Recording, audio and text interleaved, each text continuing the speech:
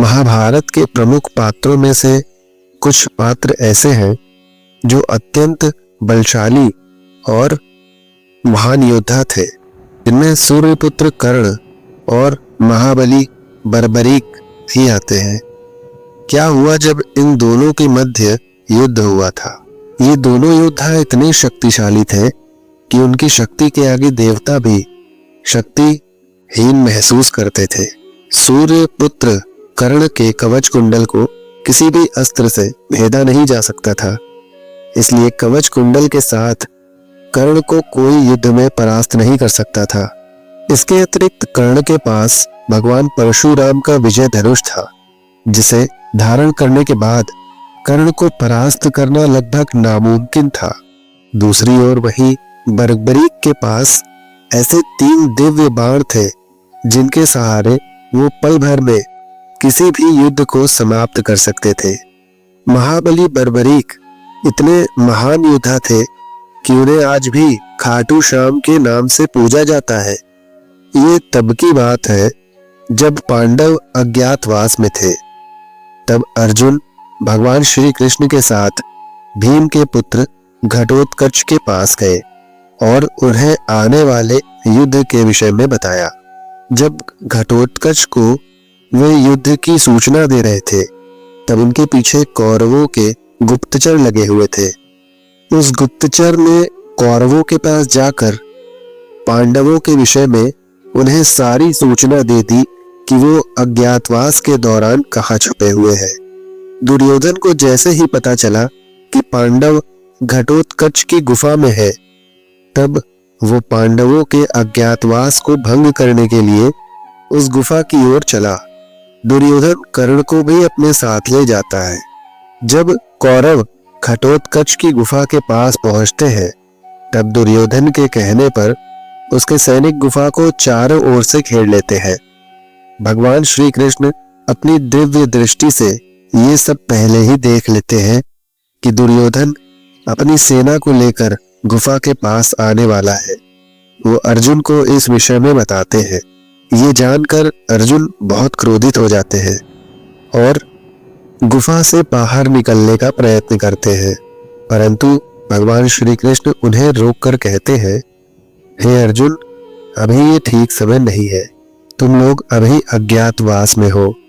अगर तुम गुफा से बाहर जाओगे तो तुम्हें फिर से 12 वर्ष का वनवास भोगना पड़ेगा।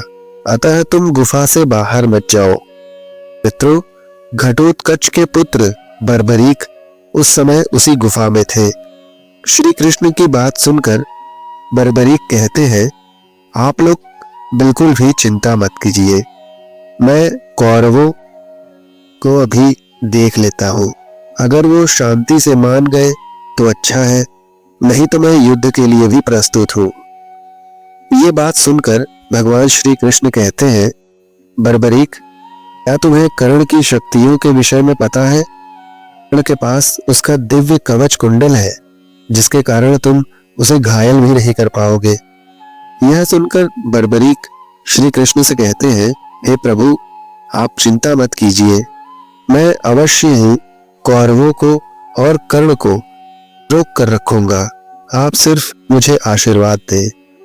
बर्बरीक की बातें सुनकर श्री कृष्ण बर्बरीक को आशीर्वाद देते हैं और इसके बाद बर्बरीक गुफा से बाहर निकलते हैं।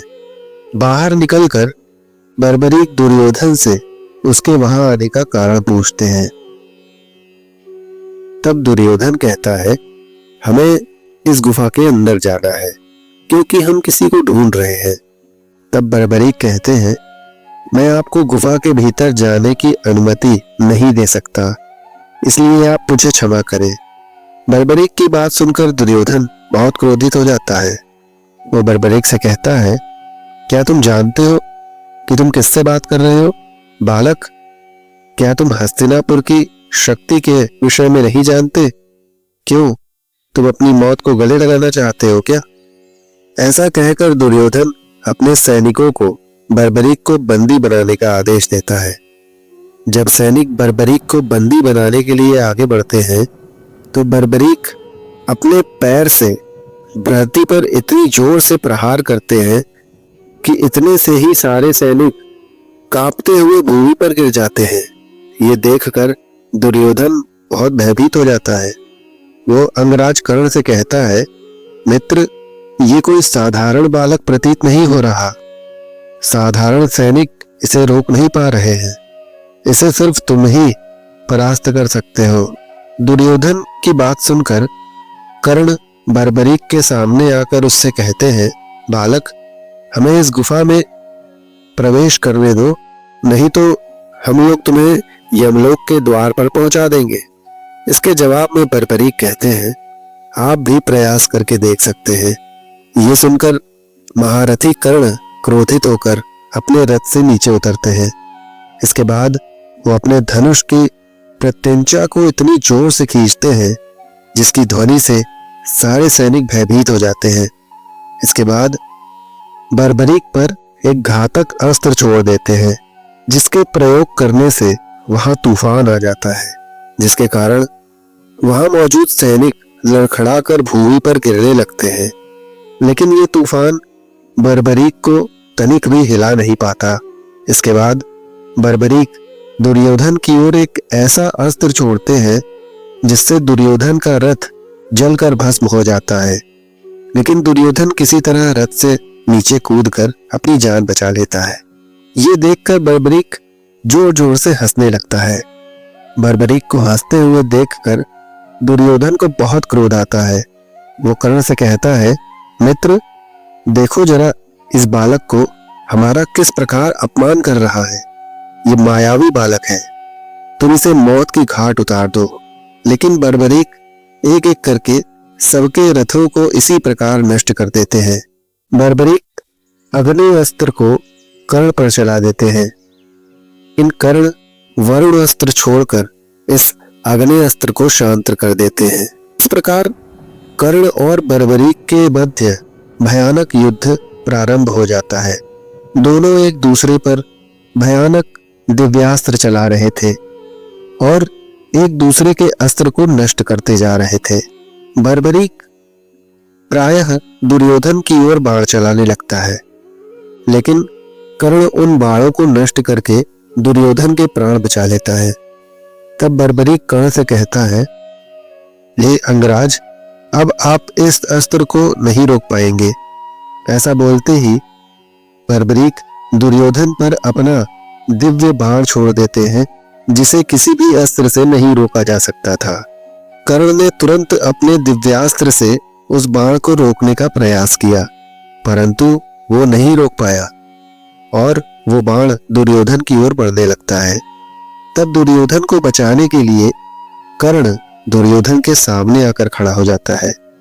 वो दिव्य बाण कर्ण के कवच और कुंडल से टकराकर नष्ट हो जाता है, जिसे देखकर बर्बरीक आश्चर्यचकित हो जाते हैं। वो सोचते हैं कि इस दिव्य बाण को रोका नहीं जा सकता था, तो फिर कर्ण के कवच से टकराकर ये नष्ट कैसे हो गया। ये देखकर दुर्योधन जोर जोर से हंसने लगा। वो बर्बरीक से कहता है, बालक, कर्ण का कवच अमृत से बना है। तीनों लोकों के कोई भी अस्त्र शस्त्र इसे भेद नहीं सकते। तभी वहां भगवान श्री कृष्ण आते हैं और बर्बरीक से कहते हैं, पुत्र, इन्हें गुफा में जाने दो, इन्हें देखने दो गुफा के अंदर आखिर क्या है। श्री कृष्ण को वहां देख दुर्योधन को लगने लगता है, श्री कृष्ण अगर यहाँ पर है तो पांडव भी यही होंगे। ये सोचकर वो गुफा के भीतर जाता है, लेकिन वहां उसे अर्जुन नहीं मिलता, क्योंकि गुफा से बाहर निकलने से पहले भगवान श्री कृष्ण ने अपनी माया से अर्जुन को अदृश्य कर दिया था। तो मित्रों, ये प्रसंग आपको कैसा लगा हमें कमेंट बॉक्स में अवश्य बताएं। यदि ये वीडियो आपको पसंद आए तो इसको एक लाइक जरूर करें और अधिक से अधिक शेयर करें। और यदि इस चैनल पर आप नए हो तो इसको सब्सक्राइब कर लें और बेल आइकन प्रेस कर लें। धन्यवाद। राधे राधे मित्रों।